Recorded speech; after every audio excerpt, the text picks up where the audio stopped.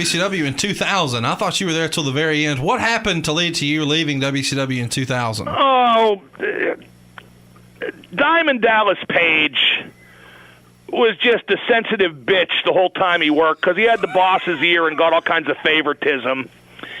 And I heeled on him pretty hard, and he didn't like it. And we had a bit of a blow-up backstage, and he tried to apologize in front of a bunch of people, which was just for show. Right.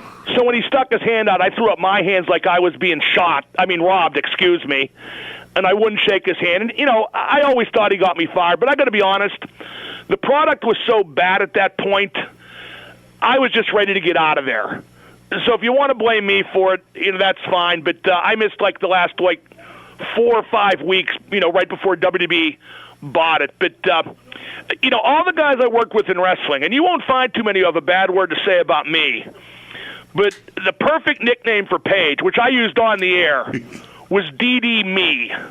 Because I never worked with anybody who tried to do everything for himself, who flew so high on borrowed wings. I mean, he made Hulk Hogan seem unselfish, for God's sake. At least Hogan delivered the goods all the time. He was a top draw. But Paige, always thought he was overrated then because of his connection with, his superiors. And looking back, I have no reason to think I was wrong. I told you, Mark, you'll always speak your mind. Well, and then with this yoga, and God bless him if it works, but, his rehab with Jake and Scott, God bless him for trying.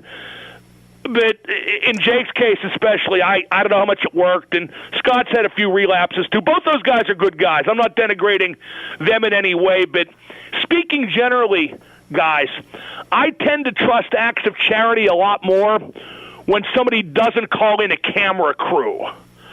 And DD Me, every time he did something nice for somebody, always called in a camera crew. Okay. Yeah, I never thought of it like that.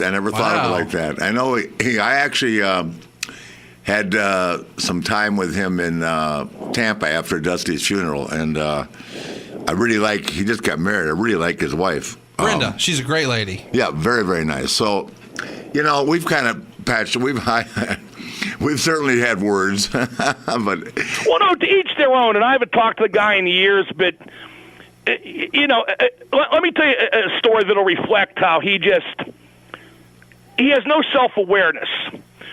When he put out DDP Yoga in its infancy, 10, 12 years ago. I'm currently working for iHeartMedia.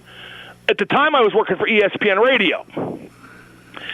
And he called me up and got my producer and said, hey, I want to come on Mark's show to talk about DDP Yoga. I'm an old friend of his. And my producer, comes into my studio and goes, hey, a guy named Diamond Dallas Page wants to come on the show to talk about some yoga thing he's doing. He says he's your old friend. And I go, old friend? He got me fired. Tell him to F off. And so a couple nights later, he was talking to another mutual acquaintance, Kevin Nash. And he was saying how I refused to have him on the show, and I wonder why. And Kevin Nash goes, Paige, you got him fired. And Paige goes, you think he's still mad about that? Oh, my gosh. Wow. God, well, it was a strange time, man. I wish I'd stayed fired. Rick, I want to circle back to something you said a minute ago. You kind of alluded to the fact that you and Paige had a falling out. I didn't know that you guys ever were cross at all. No, I wrote in my book. I can't remember. Actually, Mark edited my book, and Mark's the one that made my book legible. I mean, or what's him say, readable, legible, whatever. I made it great, Rick. But yeah. Thank you. Well, put it this way. When you get flown into a WWE taping to meet with Ric Flair, Vince McMahon, and Triple H, and the first thing that gets said to you when you sit down is, by Vince, this book about your friend isn't good enough. Can you save it? Yeah. And I like to think I did. You did? We put in a lot more new material. It was a great book. That was Got stuff from guys like Steve Austin and Bill Goldberg. I conducted Rick? Probably in 2 or 3 WWE TV tapings. I probably conducted 8 or 9 interviews with people who weren't even in the book, but should have been quoted from the get-go. And if I do say so, it did turn out good. And the guy who started the process, Keith Greenberg, he put a lot of facts together, and the framework of the book was adequate. But he was writing it from the perspective that Ric Flair is just another wrestler. Well, he was writing it like I was Freddie Blassie. Every other word was FFF. Well, right, exactly. Yeah. Whereas I'm not saying I don't use that word, but I usually don't use it all the time. You know what I mean? Well, and when you're writing a book about Ric Flair, especially his autobiography, you got to approach from the standpoint that this is the greatest wrestler of all time. And he wrote it like he was a Bruno Sammartino fan, which I'm pretty sure he was. And that's no knock on Bruno, but this is Ric Flair's autobiography, for God's sake. It's got to be his statement of record, and he's the best. That's the statement. Well, I mean, and what I said about Page was that he was the most overrated guy I'd ever seen in my life.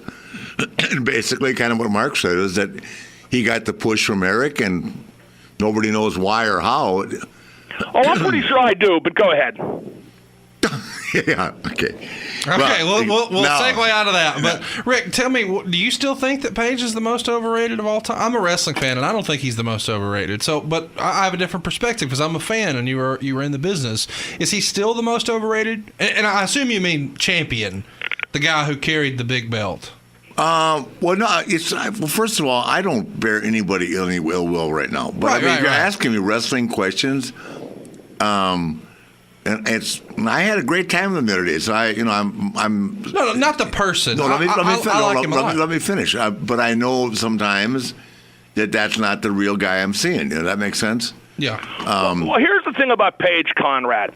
He did some really good stuff. His feud with Randy Savage was tremendous. Awesome.